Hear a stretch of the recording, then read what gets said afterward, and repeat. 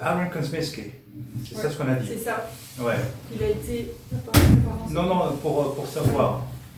Qu'il a été, il a été Attends. incarcéré. Oui, il a été incarcéré.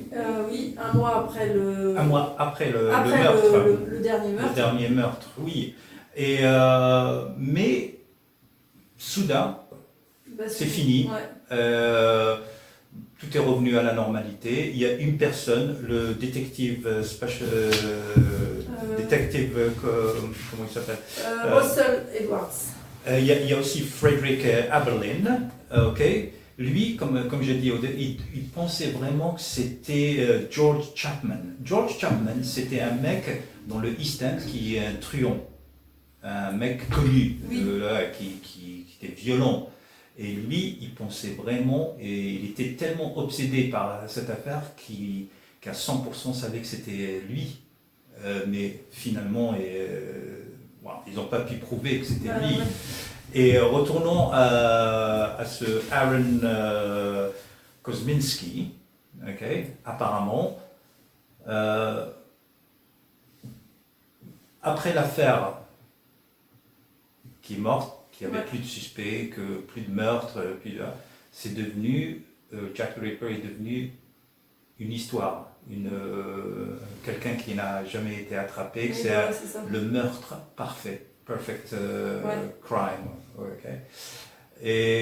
Mais tu m'as dit au début de notre discussion que tu as trouvé quelque chose de nouveau récemment. Oui, en fait il y a un détective privé américain, britannique, qui s'appelle Russell Edwards, qui a acheté aux enchères le châle de la dernière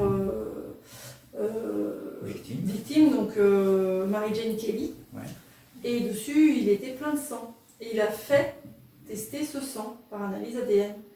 Et sur l'analyse ADN, il sort que ce serait Aaron Kosminski qui aurait tué Mary-Jane Kelly. Son ADN est sur le châle. Donc, voilà, moi j'ai trouvé pareil un petit peu, je vais ajouter quelque chose de plus, c'est que quand il a trouvé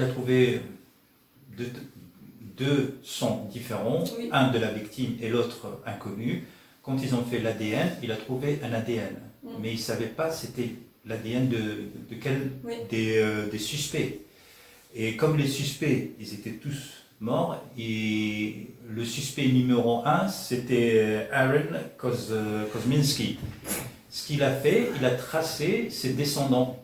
Oui. Il a trouvé une descendante qui avait 50 ans.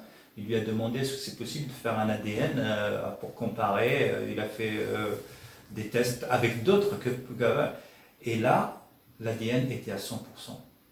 Ouais, de ce Aaron Kosminski qui était polonais. Et là, apparemment, ils disent que c'est lui, Jack the Ripper.